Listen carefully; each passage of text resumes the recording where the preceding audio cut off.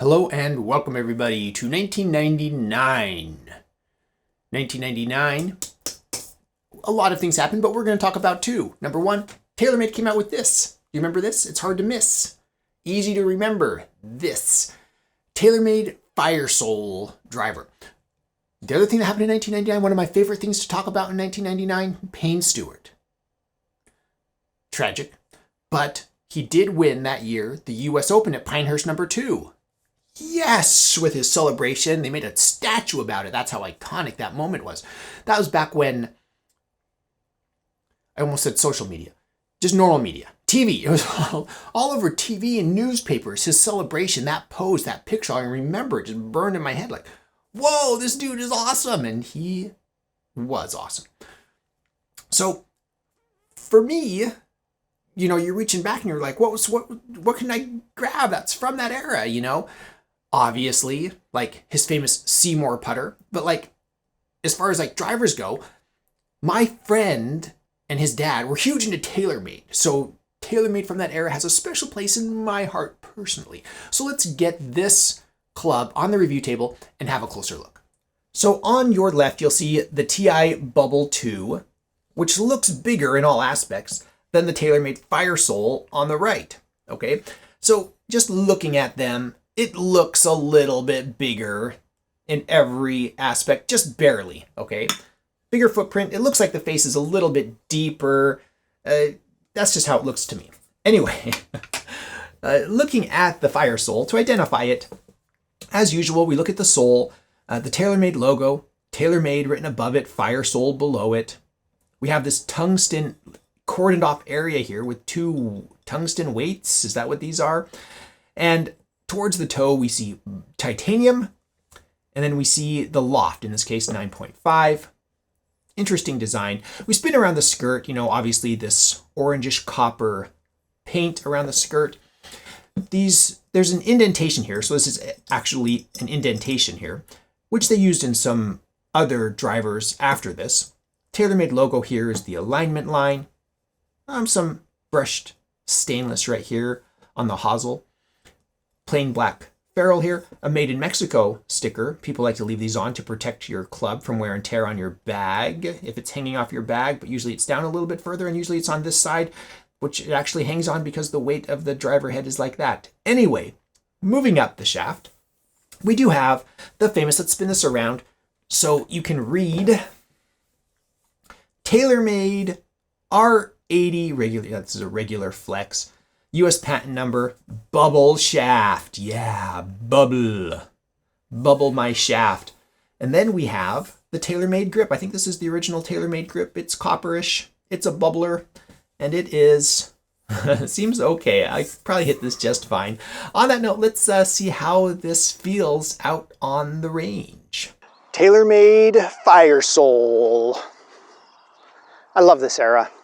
I've talked about it before. I'll keep talking about it. This was my high school, senior high school, getting ready to go to college kind of years, the late 1990s. We're going to party like it's 1999. But my friend had a father who loved Taylormade and had like a TI Bubble 2, which had this very similar copper bright finish. We want people to recognize it. We want it to be really loud. We're going to paint it copper, but that's not enough. We're going to make it metal flake and copper, so it really sparkles and glares. Not only is it going to be copper and sparkly, we're going to make it glossy. So glossy paint job. So the International Space Station, the astronauts up there on the Starliner right now, the broken Starliner, can see it and watch from space. And they can. It's like the Lamborghini. It's like, look at me, of golf clubs. So let's see what we can get out of it. For some people, this is all that matters. What is my data? If I can hit it further than anything else, I'll buy it. As for me, it's like, there is a certain element of nostalgia here. You know what I mean? My goodness, these feel so low. Have you ever tried tapping your tee down with your club? Never worked for me. But yeah, for me, it's kind of nostalgic and fun to hit these old clubs and remember, this was when they were transitioning from persimmons to metal woods, and they were trying to perfect metal woods. So they were getting bigger every year. Every year you go out and buy a new club, and that was an improvement. Nowadays, you buy a new club and the improvements are so marginal. But this was back when you could see and feel a difference. So let's see what I can see and feel here.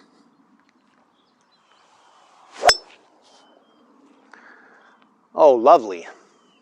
Oh my goodness, that really rocketed off that face. Is this legal? How could that be legal? That went well over 200. Nice fadey to it.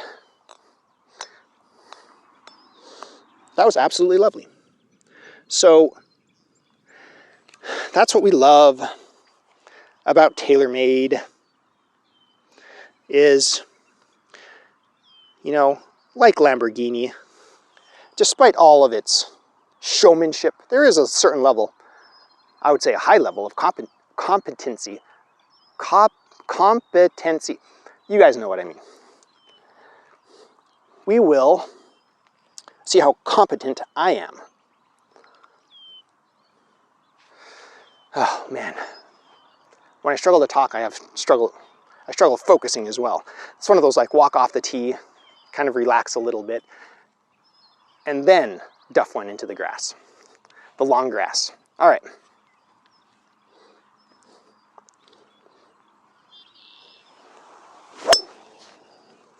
A little bit pulley, but straight as an arrow. Again, you can see how over the 200 rolled out. It looks like it rolled out near the 250. There will be data at the end. Buckle up. So be sure to watch the footage at the end. We'll see what I can get out of it. It is always fun going to the simulator and just enjoying life, you know. Okay, I'm going to hold it a little bit weaker here, a little bit weaker grip. I'm thinking out to in thoughts. I want it to fade, slice like the first one did. That's usually the shot I play out on the course.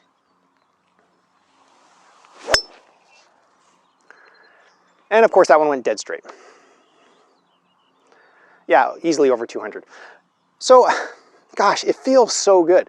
Like, it has a pretty loud tink to it, but not so loud to be obnoxious or painful. So it sounds really good. It looks really good. It feels, I don't know where I've been hitting this. Oh goodness, there are sky marks all over this one. I bought, you know, obviously I get these used, so I can't see where my marks are. But anyway, absolutely a club that I feel it represents the era very well of that transition from like, can we do titanium? And then right in the middle, where this is, can we make them bigger? And then finally they ended up with what we have today, 460cc massive titanium drivers. Let me know your thoughts and memories with the Taylormade Firesole tungsten weighted driver. Bubble shaft, lovely. So this is interesting from a few standpoints, maybe not so interesting from another. Let's dive into it, shall we? So in 1999, they had already released, I think it was 97, they had released the TI Bubble 2, which was a big chonker driver with copper like this, maybe not as orange. So it was bigger than this, and this came out in 1999, a year or two after the TI Bubble 2 came out. The difference is this has a tungsten weight on the sole. Drop that center of gravity. This was back when they engineered clubs at the factory instead of sending it to you with movable weights where they're just like, you do it. You figure that. We used to have engineers that figured it out. Now we just want you to just kind of hack it. Just move them around until you find something you like, right? This is back when they used to do that for you at the factory, which not everybody appreciates because they know better, right?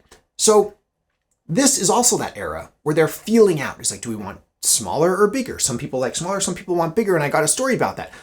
So my friend, I talk about this a lot because this is some of my earliest golf memories, is my friend would take me to the driving range and he would grab his dad's clubs, which were Taylormade because he and his dad loved Taylormade. And I remember being on the range, I remember there are certain people who doggedly defend tradition and what they're used to seeing. And no joke, several times people approached us and were like, how can you hit? And you hear the tonk of a titanium driver. It's different than like a persimmon driver in 1999. That's not unheard of, right? It's even different than like those little Taylormade steel drivers. And so people would come up to us with their persimmon drivers and their blades, and they would say things like, Can't believe you're hitting those clown clubs. They're so big and they're so loud. You're just clowns, you kids. Kids these days. And you're like, what are you complaining about? Are you really It reminds me, so brief back memories. I'm my own worst critic. In my life, okay, in college, you know how in college sometimes you whine about things that you shouldn't? Like I remember complaining about loading and unloading the dishwasher. Oh, I have to put the dishes in the dishwasher for them to be washed? Do I have to do everything? You know, and it's like, I don't want to take them out. Just leave them there. You know they're clean. If you need a clean dish, just take them out. I lived with 3 roommates, right, in a little house. And so we were just like, you know, in hindsight, I'm just like, I was such a idiot, you know? It's like, just who's complaining about a dishwasher? You know, if it works, just it's washing dishes for you. So sometimes I feel like that. It's like, how can you be complaining? Oh, it's so loud. Look how bright it is. Oh no, it's the same color as your persimmon that you've had for 20 years. It's kind of a woodish color. I don't know. Anyway, so it's just interesting, you know, how can you make golf easier? How is it easy? Is golf easy? So Firesole, the other thing interesting about, so that's one interesting point about this is this was when drivers were actually progressing year to year. They're figuring out the weight distribution. They're figuring out how to manage spin. They're figuring out how to make it bigger, right? They're using new materials. This was in that era. Let's try tungsten. Let's try titanium. Let's make it bigger and better and faster and, you know, all those other things. So the other interesting thing going on now, oh, and also the size difference, right? They're getting feelers. Do you want a big one like the TI Bubble 2 or do you want a smaller one like this, more of a premium product with tungsten? Do the better players want a smaller driver? All that they were sorting out. The other thing that they were sorting out is the price range, right? It's like, how far can we push this? Callaway, in the same era, was coming out with their Tungsten beer. I watched Clarkson's Farm. That's not what they were called. The Hawkeye. I think they were called Hawkeye. Irons and driver. Gosh, I can't remember what it is now. Amazon Prime has really spoiled me here. I'm looking around trying to remember. They had their premium VFT, right? Like irons and drivers, and Callaway was really pushing the limits of like, let's sell some premium products. And Taylormade was like, we're on this train. Let's go to the moon, man. Let's make some expensive drivers. They still are on that because carbon fiber should be less expensive to produce than titanium drivers, but they're still charging the same amount here in 2024 for a carbon fiber face bodied driver than they did for a titanium faced bodied driver. Anyway, I digress. So they're looking to push premium products, okay? Titanium, tungsten, you see, it's premium. And so these ideas, almost all of them, with just a little adjustability, something they added, 10 years later, with the adjustable neck and a few years later with the adjustable weights. Taylormade really, this is the beginnings of the modern titanium, of the modern hollow body driver. Let's say it that way. This one right here. Okay. So historically, put a big flag here. Yes. Historically relevant. All right. Now, is it game relevant? When would you play this? I can think of maybe 1 or 2 instances. Number 1, you're making a YouTube video. All right, that's good. Good, do that. Number 2, you're with a friend who's kind of new, maybe not the best golfer. You want them to feel good. You give them your modern set and you play an old set. Interesting. This would be an okay driver. It's not like, oh, I'm going to handicap you so much. You can still hit this pretty far. But, it makes them feel good about what they're doing and what they're playing, recognizing, hey, it's not the equipment, they can improve, right? I mean, so there's some things there, some dynamic there to playing something like this while your friend plays something else, okay? I would not take this to any sort of tournament. Like I recently played in a charity tournament here in Wisconsin, and I want to take my best equipment, my modern equipment, the stuff that I can hit the best, to that tournament. Not this. Because this is just a fun club that's memorable. But other than that, other than those situations, I mean, what would you use this for? It's not so interesting that I'm going to put it in my range bag. It's not so interesting that I want all my friends to hit it. So now, looking at this as a club to use, it's not that interesting to me. but historically relevant. So that's why I made this video. Let me know your thoughts and memories. As I always say, your opinion is more important than my opinion. In my opinion, because of my personal experience with the TI Bubble 2, I'd rather have that or play that than the Firesole. Your mileage may vary. So let me know in the comments below. Let everybody know in the comments below. And if you want to support this channel, I'd like to mention and give a huge shout out to my patrons. Thank you so much for your support.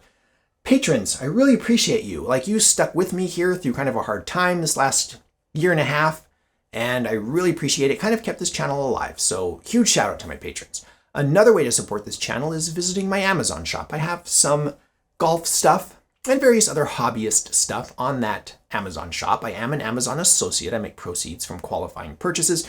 Be sure to stay tuned for a few shots in the simulator to give you an idea, give you some data. And if you enjoy this content, please subscribe. Thank you for watching. I am the Vintage Golfer.